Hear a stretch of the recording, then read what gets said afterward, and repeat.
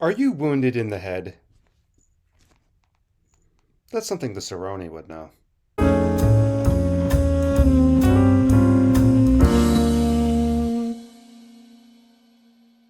Hello, hello, and welcome to my channel. My name is Brandon Wheeler. Welcome to watching this book review. I wonder why I have a little straw in my mouth, because when I was in the Army, I had like a heat stroke thing, heat incident, so I can't talk right unless I bite down on something. So it sounds like this, than that. But moving on. So I just use it as a help guide.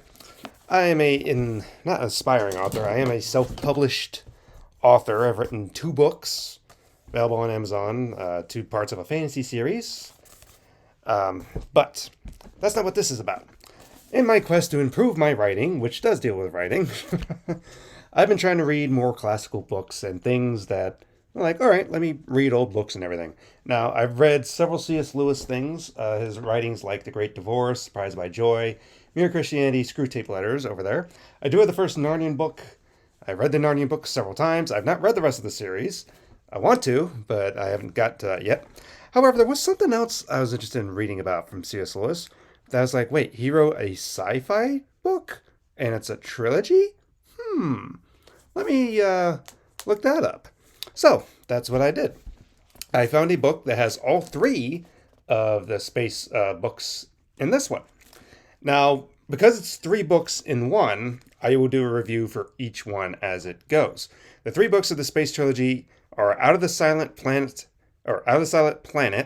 Paralandra, and That Hideous Strength. Now, I had no clue what any of this stuff was. You have a little bit of like pictures and everything. I was wondering like, what is any of this? So this one, as you can tell by the title, is about Out of the Silent Planet. Now, first off, for a sci-fi book, that sounds very intriguing. But what is it about? From the back. The adventures of the remarkable Dr. Ransom begin in C.S. Lewis' acclaimed Out of the Silent Planet, first published in 1943. As the novel opens, Ransom is abducted by a megalomaniac physicist and his accomplice and taken via spaceship to the red planet of Malacandra. The men plan to use Ransom as a human sacrifice, but he escapes and must fight for his life and the chance to return to Earth, while exploring a world as enchanting in its differences from Earth and startling in its similarity. So, that's what this is about. I think actually these were written before the Narnian books, because he didn't write the Narnia stuff till after World War II was over, I believe. After the experience and everything. I think he wrote them like early 1950s or late 1940s. I think maybe the first one 1949 or something, but it was early 1950s for the rest of them at most, I believe. But it wasn't until after World War II. So these were before that. But I do see a little bit of vein going through about Narnia, but C.S. Lewis style, getting into that. But initial spots before spoiler thing, but I don't really want to put a spoiler alert in this, because this book is 81 years old. It's weird to say that, but it's 81 years old, so it's like, it's a classic book, so you need to read it yourself. So no spoiler tag, but I'm gonna just say how it is. Reading the book and everything, you start off with this Dr. Ransom guy going out for a walk. He's trying to find a place to stay because he's like, I'm tired. This lady is like, can you go get my son from this place? And he's like, cool. So he goes to this place, and they're kind of using the boy, back and forth and everything, kind of like they're arguing over him, these 2 guys. And Dr. Ransom's like, what are y'all doing? And they're like, fine, we'll let him go home. Would you come inside to drink and everything like that? Yeah, I'm very tired and everything. Sure, come on in. He goes in, he starts, drinking. His associate friend keeps asking him and everything like, oh, what's going on with this and that and everything else. And he's like, yeah, I'm doing fine. And he's drinking. And then he realizes, oh, wait a minute, I've been drugged. But she seemingly has the awareness to know. He tries to escape, but to no avail. The next thing you know, he wakes up on a spaceship, which is like, how?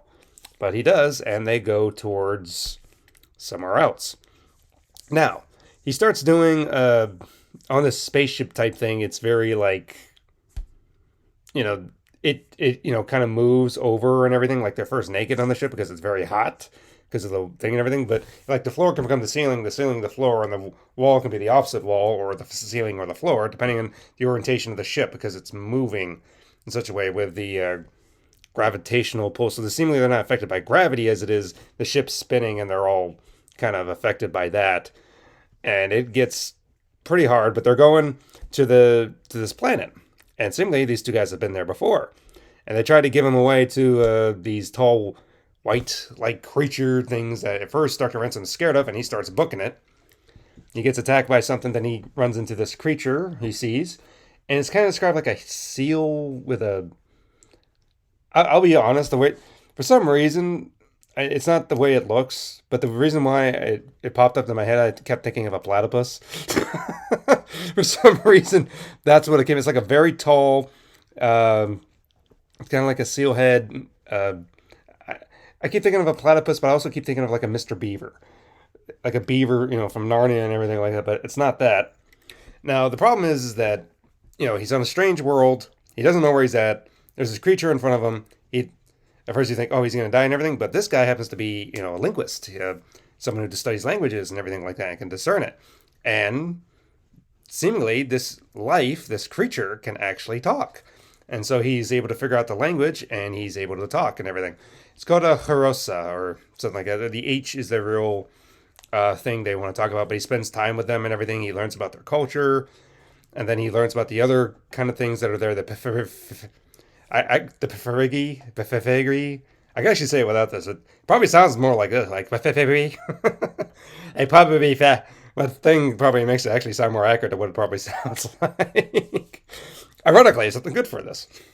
The like a frog type creature. The frogs are, well, it's not exactly frogs, like frog insect, but they're very good at like making things, bowls and everything like that. Whereas the Harosa are very much they're very poetry driven with song and everything. And then those big white things that he saw initially are actually kind of like, to me, it sounds like a giant goat, almost like a giant goat with a big beard and everything. But instead of hair, it's like feathers, and they're kind of like the shepherds and everything. But they're very smart and knowing like the outside and everything. They're the Sorns or the Soroni. That's why the Harosa would say like that's something the Soroni would know. I kept the different Horoses would say that as like a saying, because they would know the things that are out there and everything, because they deal with the Eldiel and everything. I wonder if Lewis was looking at Tolkien and was like, he's a linguist. I wonder who I could base that off of. Kind of looking at Tolkien was like, It's just kind of funny. I wonder what Tolkien thought of this. But it just be kind of. But anyway, the reason why he was even brought to this mountain, like what it says in the back of the book, is because the two guys who got there before thought the Soroni, the Sorns, wanted to bring him as a sacrifice. Like, you need to give us somebody. So they're bringing him to sacrifice so they could try to get more gold. That's what they were after. Sunblood, as like it's placed upon that world, but it's called like, it's gold. And they're trying to take that and everything back home. But the Sorns are like, no, the Ayusa wants to see you. And Ayusa is kind of like the head of the Eldiel and everything. It's like spirits, you can say, like a hovering spirit.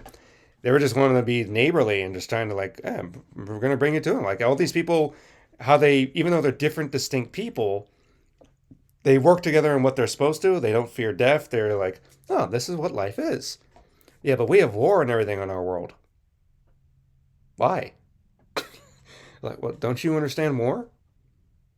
Huh? I mean, completely detached from everything that you would know. It's like, kind of, you see the things like, like Dances with Wolves. He goes and meets the Native Americans, or I haven't seen the movie, but I know what happens in the mission. You go and meet with natives. Like, even today, there's still, uncontacted people here on Earth that they don't necessarily want to be contacted either. They will kill you if they try, and it's illegal to do that for that reason. But like in the Amazon forest and certain islands, but that they try to like understand them, and from their different point of view, how everything goes on, it can get a little dicey at times, but nothing harmful to him. Offhand, I won't spoil everything, but as far as where it gets, because you're probably thinking, well, it's Lewis. I was going to say Tolkien, so it has to be something Christian orientated, kind of. In this, so much as a lot of, in a way, some philosophical speaking and everything like that, which in this situation being science fiction, you're on a strange planet with aliens, you're talking with them, you've been able to mostly kind of figure out their language, how they speak on the world. How do they think? I mean, that completely changes how, like, say this person thinks compared to what you think. And it's just like, oh, okay. But the Ysira are kind of like, or the Oyusa, the head of the idea is like a light spirit type thing. You can't really see it. The animals there can see it, but he can't. Um, and it's just like the best interpretation I can tell you. It's like it's that it's an angel. This is where it kind of gets into a Christian religious type thing. Is that it's kind of like an angel because he's trying to ask ransom what is because he's brought there and he's scared out of his mind because all the creatures are there and wondering what's going on and he's wondering what's going on, but it's asking him questions about what happened on Earth, or as they call the planet Thocondra, as like the Saroni points out to him, is like, that is Thocondra that you came from, and he's like, no, that's Earth. And I was like, no, that's Thocondra, that's where you're from. Well, how do you know it's that? And he looks at it and he's able to kind of tell through like this thing. Is like, yeah, that is Earth. I was like, how do you know about that? It's like, we like to hear what is about it. It's the silent planet. And he's like, what do you mean it's silent? We're not silent. And he's like, oh, it's silent from this point of view. And the reason why is because it's talking about the kind of Osira person that was over the earth fell, became bent. And that's where I was thinking, like, bent. What does it mean? Like, it's kind of referencing, because it gets into a little bit of history of what Dr. Ransom's thinking about briefly and everything, but the mythological stuff and everything. But basically, I took it as like kind of like Satan, the angel who fell. And because it fell, it affected, the whole earth. And because it became bent, it took a lot of the bent things along with the world with it. Now, there is a Maladiel, like the higher spirit and everything, which I guess is God, that these Osira are answering to. But they're wondering kind of like, what happened to Thocondra? What happened to the earth? Because we haven't heard anything and something's wrong over there. And it's just like, huh. It's just very interesting to kind of get like in this kind of version, like the angels, they're over their worlds and everything, and the one Satan that was here fell, and as they would put, like, became bent, like become bent out of shape. And their term of the animals and everything there, the creatures there, to become bent is to become crooked. It means like you're not walking a certain way. Like the Harosa are very monogamous. They have one wife and have many kids or anything, but a bent one is one who has multiple wives or something. It's like, that is a bent way of thinking and a bent wrong way. I keep thinking of the scriptures. I think it's Isaiah or something. I believe it's in Isaiah. Like, Isaiah. Make the paths straight. Take the crooked paths, make them straight and everything, like in prophecy, especially with John the Baptist and Jesus and everything. So it's just like, interesting. I wonder if that's what Lewis was kind of pulling from when he did this. I won't speak of everything in the ending, but of course they, catch the two guys, and the way this, way one of the guys was talking all these things, and Dr. Ransom's having to kind of translate. The spirit's like, is this guy wounded in the head? Say like, this guy's dumb. Because this guy is so intellectually smart, saying that man is the dominant species, man is this, we have the right to conquer the stars and to spread out to throne the galaxy. Spirit's like, and what if all the planets die out? Or what are you doing? And he couldn't really answer that. He didn't want to answer that. He's like, no, man will continue on forever. And he's just like, okay.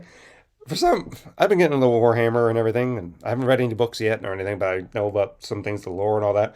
But I'm just thinking the way this guy is talking, I kept thinking, I was like, is this guy trying to spread the Imperium of Man? Is that what he's going on? It sounds like he's doing the Imperium of Man. it's almost.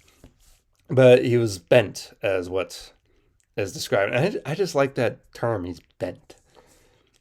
Broken, it made a distinction between broken and bent. It says broken can be fixed. Broken is not as bad because it can be fixed, but bent is like harder to straighten or whatever like that. And it's like, interesting. It's just, again, completely different views of what's going on from human to aliens and stuff. Well, does he get home and everything? Yes, he does get home. They basically send him away and says, you will not come back. And they make it home, but again, I'm not going to spoil everything that happens, but he's, try to keep it to himself and everything, because who's going to believe his tale? Well, Dr. Ransom's not his real name, but then he kind of meets somebody and starts talking with everything, and he didn't directly calls him Lewis. So it's like, oh, C.S. Lewis isn't putting himself in this. Okay. It's like he's the one that dictated the story as what Dr. Ransom would put. And there's a kind of like a letter thing at the end where Ransom's like, I wish you added more of this, of the language and everything like that. And Lewis is like, yeah, but the readers are not going to care about that. And he's like, well, I want to, for linguist stuff. And like, I want to talk about the language and everything. How did I discovered it and how did it, oh, well, fine, never mind. But there's seemingly two other stories with this because, well, what's going to happen? It's a trilogy. What could happen? I don't want to read the next two things. That's going to be for the next one. But overall, I guess you could tell from the way I'm talking about this book, I really enjoyed it. It was very, I don't know, stimulating, just wondering like, okay, it's like the beginning's like, all right, but then it's just kind of out of nowhere. They drug him and then he wakes up on a spaceship. I was like, what? I mean, be kidnapped and, shipwreck, or not shipwreck, what is it? Shanghaied anywhere is, be a definite wake up call and everything, but especially with this, it's a wake up call. I mean, but it's just like, especially of all things, like on a ship, not just a ship, but going off into space. How's that possible? But that's where it gets into it.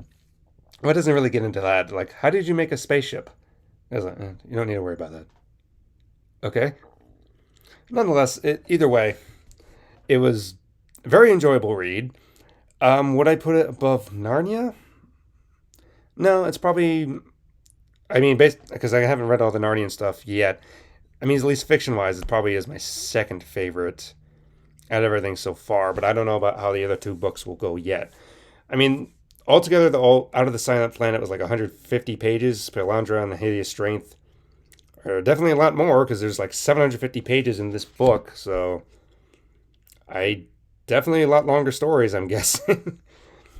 But, I mean, that's just how it is. But I got it in October, originally for my, as, birthday gift to myself because someone gave me a gift card for Amazon. I'm like, okay, I'll use that for a book. I got this for me. Much success. But as far as, science fiction and stuff, it's, fish out of water story, going someplace, learning about the new culture and everything like that. Not really any action per se. There's one major action piece in the book. Besides, the kidnapping thing trying to escape. But one major action piece in the book. And that I don't feel like I want to spoil. Not necessarily. I know it's an 81-year book, but I kind of want to keep that open. If you want to mention it in the comments, go ahead. I'm free to open up as far as the video. I don't necessarily want to talk about it. But I was just like, oh, okay. But I just don't want to mention anything.